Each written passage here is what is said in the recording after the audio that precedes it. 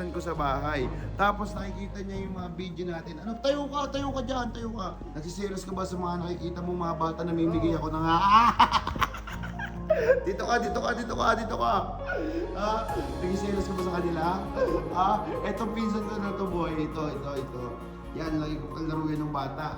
Tapos ngayon tol, nakikita niyo yung mga mimigay natin ng raccoon, mimigay natin ng mga dragonfly sa ibang bata. Pagulutin natin siya ngayon dito. Oh.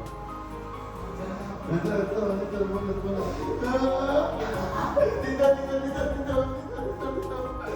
Pakita mo. Ayan. Normal DF, dalawa. Normal DF, dalawa. Ito, bibigay ko na. Masaya ka.